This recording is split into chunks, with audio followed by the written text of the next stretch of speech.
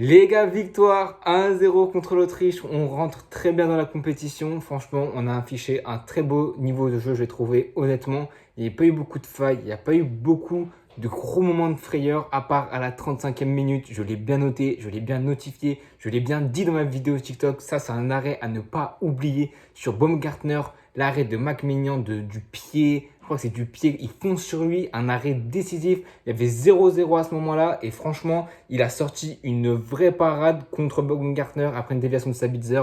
Défensivement, là, on a été friable sur ce moment-là et franchement, on a de la chance que McMaignan est un véritable mur et voilà, il n'a pas été beaucoup sollicité dans ce match au niveau des tirs de l'Autriche. Le peu qu'il a à faire, le peu de sorties, le peu de ballons à ne pas aller en corner, il les a tous pris. Aucune erreur de la part de McMaignan, même à la relance.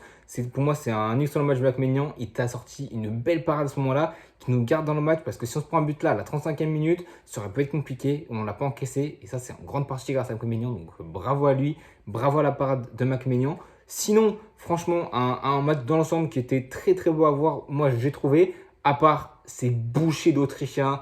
14 fautes, il me semble, en tout pour l'Autriche. Mbappé qui vient de se péter le nez. Et les gars, je ne sais pas si allez voir sur Twitter ou sur ma vidéo TikTok, je l'ai montré dans la description, les gars, le lien de mon TikTok est dans la description. Son nez est complètement. Première image, tu vois pas trop. Tu te concentres, son nez il est décalé. Moi, mon nez il est droit, lui, c'est collé comme un boxeur. Il s'est pris une patate, sauf que là, c'est la tête de Danso. Bon, là, c'est moins grave que Griezmann dans le sens où Danso il fait pas exprès, il veut aller à la tête pour prendre la balle. C'est un échange de bons procédés. Quand tu vas à la guerre comme ça, tu peux t'attendre à être blessé comme Rudiger. Il avait été mis en sang en Ligue des Champions contre le Shakhtar, il me semble, et il avait fini en sang, mais il avait marqué quand même. Mais là, c'était Mbappé qui a fini en sang avec le nez complètement décalé. Franchement, on espère que ça va pas être trop grave. Je pense que c'est grave. Enfin, un nez décalé, c'est pas non plus grave, mais il faut se faire opérer. Et si tu ne te fais pas opérer, tu vas devoir jouer avec un cache-nez, avec un masque comme Cafaro avait été cette saison, deuxième partie de saison, il avait été, on a vu que ça l'avait un petit peu touché dans ses performances parce que forcément c'est très gênant de jouer avec ça. Donc soit tu te fais opérer, mais du coup c'est très compliqué à revenir sur le terrain parce qu'il y a moindre touche, etc., de moins contact physique sur ton nez, ça peut être encore dramatique. Donc comment ça va se régler, je ne sais pas. Son nez, en tout cas, c'est sûr qu'il est soit pété, soit décalé. La trachée, la lignée est décalée. Donc c'est grave, je pense, pour lui. Pas d'un point de vue de vie, mais d'un point de vue footballistique et purement sportif, ça peut le compromettre dans ses performances. Et on a eu Griezmann qui s'est fait une grosse entaille, une belle entaille franchement, à cause d'un Autrichien qui l'a poussé. Mais il n'y a même pas le ballon sur le terrain, il le pousse contre les pancartes. Et vraiment sa tête, elle en slow motion, ça va être belle à voir la tête parce que franchement, il s'est tapé contre la pancarte publicitaire. Et bon, ça c'est qu'une coupure, donc ça va, tu vois, ça peut se réparer, c'est pas non plus grave. On a vu qu'il a mis le bandeau, une accélération, le bandeau s'était barré. Mais ouais, c'est bouché d'Autrichiens qui, franchement, ils avaient que ça dans le jeu. Parce que balle au pied, c'était, franchement, l'Autriche, ils faisaient rien balle au pied, hein, ça crée pas grand chose. Offensivement, dans les mouvements offensifs, il n'y a pas grand chose. Heureusement que les entrants, Wimmer, Arnautovic, ils ont apporté de la fougue en deuxième mi-temps. Parce que première mi-temps, offensivement, ils n'ont rien fait, honnêtement. Ils ont été bons offensivement dans les 15 premières minutes et dans les 5-10 dernières de ce match. Mais ouais, franchement, l'Autriche ne nous a pas inquiété, honnêtement, au niveau des frappes. McMaignan, il avait quasiment rien à sortir. Charnière centrale, les gars, Saliba, les gars, il fait une top performance, un patron, un taulier, un pilier de cette défense centrale. Honnêtement, l'Autriche, on le sait, sur le pressing haut. Et encore, j'ai trouvé qu'ils étaient un petit peu doux, un petit peu gentils. Alors, je ne sais pas s'ils étaient doux, gentils, parce que justement, on arrivait tellement bien à se défaire du pressing. Leur pressing, leur zone haute, leur bloc haut vraiment pour nous agresser, pour ressortir les ballons, pour nous empêcher de ressortir. Je pense, enfin, c'est même pas je pense, j'ai trouvé que Koundé, que Upamecano, que Saliba, Dembélé qui revenait, Kanté aussi, franchement, ils ont été énormes à la sortie de balle. Et vraiment, le 4-3-3 était vraiment marqué. Ça m'a fait plaisir de voir ça. Cette fois, ouais, c'était pas du 3-2-5, un petit peu déséquilibré. C'était vraiment, tu avais les deux centraux, tu avais les deux latéraux, tu avais Kanté en point de basse, mais vraiment point de basse, qui venait chercher les ballons pour nous aider à les ressortir parce que le bloc haut de l'Autriche avec beaucoup de pressing, avec beaucoup de pression. On le sait, hein, le contre-pressing, c'est protubérant chez l'Autriche. Hein. Ralf Rangnick, l'entraîneur de l'Autriche, voilà, il était là à Leipzig, c'est lui qui a instauré ça. Il l'a instauré à l'Autriche aussi. Et ça se voit, mais vous êtes tellement bien défait de ce pressing-là que je pense que les Autrichiens ont vite eu marre de courir dans le vent parce que leur pressing, ils ont dû leur apporter allez, peut-être quoi, 2, 3, 4 ballons maximum qu'ils n'ont même pas su exploiter parce que balle au pied, c'est une équipe qui n'aime pas avoir le ballon. Et on l'a vu, balle au pied, il y a des carences. Franchement, c'est assez aberrant. Pourtant, tu as des joueurs de ballon, tu as des Sabitzer. Au milieu de terrain, t'as quand même du beau monde. Même si t'as Schlager qui s'est blessé, t'as du beau monde. Mais je pense que les gens, et peut-être moi aussi, mais j'ai pas trop, il me semble que j'ai pas trop dit ça, mais les gens ont peut-être un petit peu trop surcoté l'Autriche en parlant de ce pressing protubérant, mais en oubliant que balle au pied, défensivement, c'est des vraies charrettes, et même pas encore tant des charrettes, mais juste des mecs qui bégayent défensivement, et on l'a vu, même si nous, je parle de la défense, soit Saliba ou Upamecano, la charnière a bien marché. J'ai des petits doutes encore avec Upamecano, il y a des moments où je me sens un petit peu fébrile. Moi, Saliba, top performance, top match, il n'y a rien à dire. Peut-être une ou deux pertes de balles, des petits sauts de concentration, mais c'est très très léger. Franchement, un match abouti de A à Z, tout comme Jules Koundé, son côté droit, pareil, dans la sortie de balle. On sait que c'est un profil beaucoup plus défensif. Et pour combler les montées un petit peu de Hernandez, tu mets une petite défense à 3. Et Koundé, encore solide, pour moi, patron de cette défense au niveau de ce couloir droit, franchement magnifique. Et Théo Hernandez, qui est pour moi peut-être pas le MVP de la première, mais un des hommes forts cette première mi-temps. Franchement, son jeu avec Mbappé, avec peut-être Rabiot aussi, commence à combiner les ressorties de balles. Ça passait souvent par Théo Hernandez. Il a été franchement très impactant, très important dans ses remontées de balles, dans ses apports offensifs. Voilà. Par contre, voilà, la dernière passe, il y a toujours des problèmes dans cette équipe de France sur les derniers matchs. On le voit. Là, on met qu'un but aujourd'hui. C'est même pas un but qu'on a marqué de nous-mêmes, on va dire. Ça reste quand même une performance de Mbappé, mais ce n'est pas un but qu'on a construit de A à Z et c'est peut-être ça qui peut nous faire défaut. L'avant-dernière passe, on a manqué de précision sur cette avant-dernière passe dans le dernier tiers, mais au final, on s'en est quand même bien sorti parce qu'au milieu de terrain, Kanté qui est de retour. Honnêtement, moi j'avais des doutes sur ce milieu de terrain. Rabiot qui est de retour aussi après un mois sans compétition. Il était blessé, il n'a même pas joué de dernier rassemblement avec la France et je me suis dit, c'est risqué, mais je me suis dit, si ça marche, si ça paye, j'ai pas de doute et ça a plus que payé parce que moi, Rabiot et Kanté, s'ils sont sur la miniature, c'est pas pour rien, ils m'ont totalement séduit. Ce milieu de terrain, Tchouaméni revient, Kamavinga meilleure forme, il bougera pas. Kamavinga, je l'adore, c'est mon chouchou. Quand il est rentré, il n'était pas dégueu, mais c'est tout simplement trop expérimenté, c'est trop fort, c'est un milieu de terrain de rêve, hein. Honnêtement, il comble tout sur le milieu de terrain, offensivement, défensivement, les apports sont phénoménaux. Qu'est-ce que tu veux que je te dise? Kanté, il a ratissé un nombre de ballons offensivement, il a dribblé à monter sur le côté droit, tout le monde était choqué, il s'est fait plaisir, il dédoublait, les passes qu'il faisait, qu'il te trouvait, il y a très peu de déchets. Franchement, Kanté, c'est un match XXL. Dans ce milieu de terrain, c'était phénoménal. Honnêtement, avec aux côtés de Rabiot, c'est tellement complémentaire. Franchement, les éloges, elles peuvent pleuvoir jusqu'à pas d'heure, hein. Franchement, ils ont fait deux matchs mais de calibre international. Et peut-être que je survends les joueurs, mais de ce que j'ai vu, franchement, c'était incroyable. Ce milieu de terrain est tellement complémentaire. Défensivement, offensivement, Rabiot qui comble les montées d'Mbappé.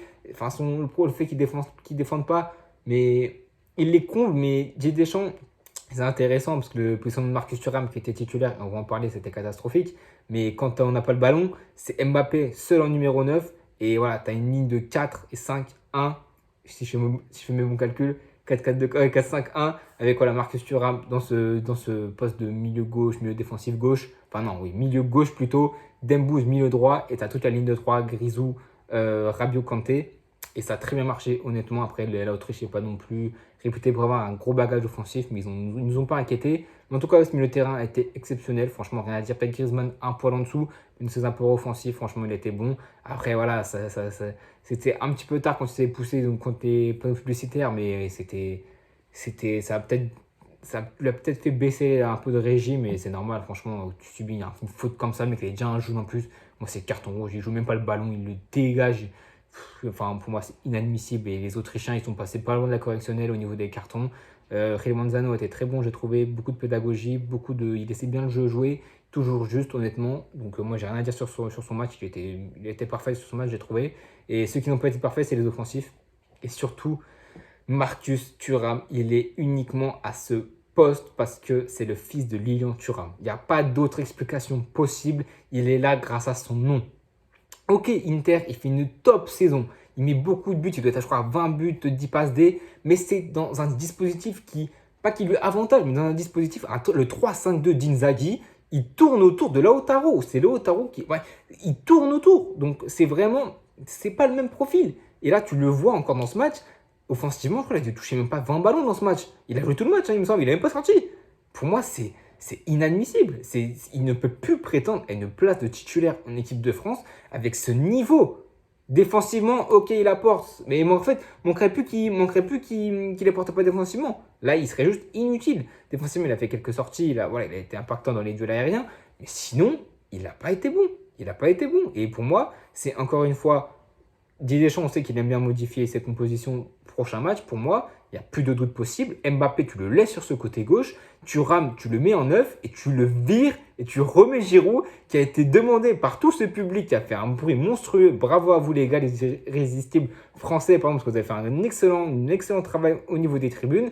Tout le monde scandait le nom de Giroud parce qu'on veut Giroud dans ce poste de numéro 9. Et c'est simple, clair, net, précis, c'est clair comme de l'eau de roche. Pour moi, Thuram, déjà son profil, il ne correspond pas forcément à l'équipe de France, à ses besoins. On a besoin d'un point de fixation qui puisse redonner des ballons, que ce soit à Dembouz, que ce soit à Mbappé sur les côtés. Pour moi, Thuram, il n'y a pas ce profil-là. Et Thuram, il n'a pas les compétences déjà pour être titulaire simplement en équipe de France. Et peut-être qu'il prépare l'après Giroud, mais pour l'instant, il faut que tu joues avec tes forces en présence. Et Didier Deschamps, je ne doute aucunement qu'il a vu la prestation de Thuram et qu'il va mettre Giroud au prochain match. Et je l'espère parce qu'avec Thuram au bout, on n'ira pas au bout de la compétition. Et je me dis ça. Ça se trouve, le mec, après ma vidéo, les 2 prochains matchs, il mettra des doublés, des triplés. Et je vais fermer ma bouche. Mais moi, je vous dis, il ne mettra pas un pion dans cet euro. Et Giroud va prendre sa place, c'est tout. Et côté droit, Dembélé, je ne l'ai pas trouvé transcendant non plus. Dembélé n'a pas été bon, n'a pas été transcendant. Je préfère un Kingsley Coman qui apporte beaucoup plus de sécurité, que ce soit défensif, offensif, qui au dernier geste est très bon. Dembélé, il dépasse, mais éclaté au sol, beaucoup trop fort, à contre-temps, des centres éclatés, des tirs éclatés, même des dribbles. Il a manqué de vivacité. Et on le sait que c'est son point fort. Il a manqué de vivacité. À l'élimination, c'était pas ça non plus. Il n'a pas dû éliminer beaucoup de joueurs. Il a dû pas beaucoup rester beaucoup de dribbles. Il a dû rester même pas un ou deux. Franchement, piètre performance de la part de Thuram et de Dembélé, mais plus de Thuram, qui était pour moi le pire joueur français. Il n'a servi à rien à part défensivement. Et ok, ça on peut le conclure, mais c'est comme Giroud, ils apportent aussi tous les deux défensivement et dans les coups de pied arrêtés. Ça on ne peut pas lui enlever. Mais dans le jeu, c'est beaucoup trop faible et il a plus sa place en équipe de France. Et le prochain match, c'est Giroud numéro 9, point barre. Dembélé, tu le laisses sur son côté. Et on sait que Dembélé en équipe de France, sa compétition internationale, ça n'a jamais été bon. Donc pour moi, je mettrais, si Coman est apte à 80-90%, je mets Coman tous les jours. Tous les jours, je mets Coman à la place de Dembélé. Dembélé, tu le fais rentrer limite à la 60e quand tous les défenseurs sont cramés grâce au boulot de Coman et de Mbappé. Et ensuite, il fera des différences. Mais là, c'est compliqué. Franchement, c'est compliqué. Mais sinon, si on doit conclure cette vidéo, franchement, ça a été un très bon match. Une très belle journée d'Euro, franchement, avec beaucoup de surprises. Mes amis roumains qui ont gagné 3-0 contre l'Ukraine. Franchement, c'était inattendu. Ça m'a fait beaucoup plaisir pour les Roumains qui se sont imposés et qui sont en bonne passe pour passer simplement dans cette phase de groupe. Hein. Très serré, avec aussi la Belgique qui a perdu contre-performance contre la Slovaquie. C'était la journée des surprises et je me suis dit, j'espère qu'il n'y aura pas de mauvaises surprises et que l'Autriche ne gagnera pas et faire la journée totale des surprises. Au final, ça n'a pas été le cas parce que la France est imposée. Donc il y a eu la surprise, mais jusqu'à 21h, il n'y en avait plus du tout.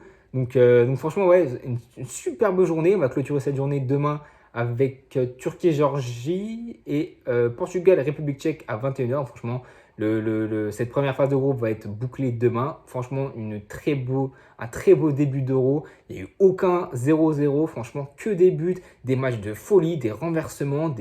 Franchement, c'est un Euro.